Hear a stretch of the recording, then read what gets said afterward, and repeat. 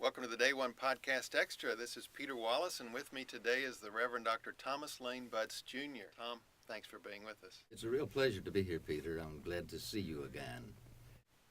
Let me ask you about your civil rights experience. You were on the front lines since the mid-1950s.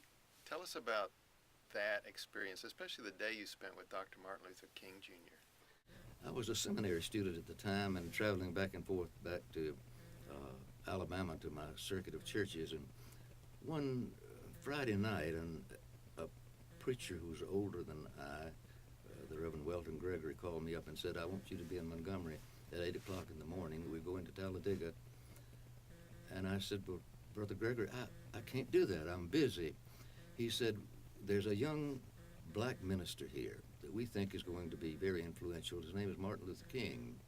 And we're going to meet with him, about 10 of us, and we want you to be there." And he said, "Be there."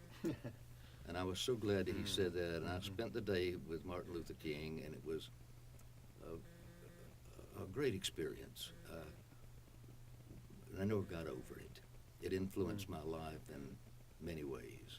Then I was later involved in the civil rights movement. I signed a bus petition to integrate buses in Mobile, which, as a surprise to me, created quite a stir. I got exposed to the Ku Klux Klan and to other far-right groups. But I have been involved in the civil rights movement since the 50s. You were in the Selma March? Yes, I was marginally in it. A friend of mine and I went to Selma, and they asked us to go to Montgomery and help find places for the people to stay and places where they could eat.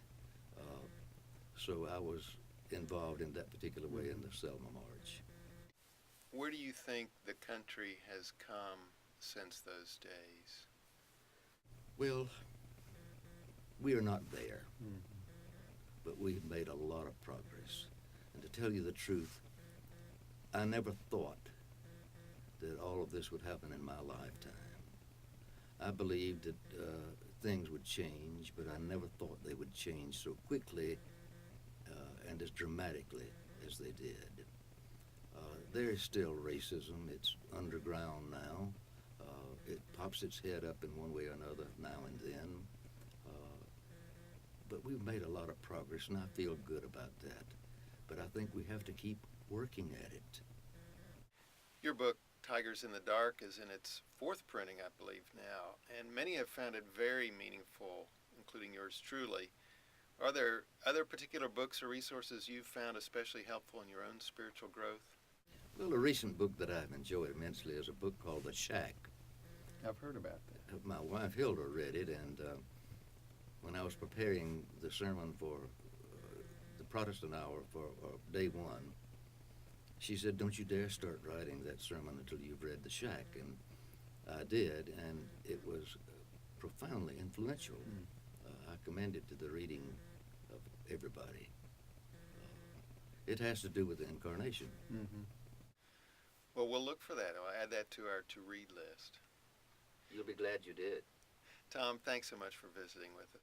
What a pleasure it is to be here, Peter. Thank you for inviting me.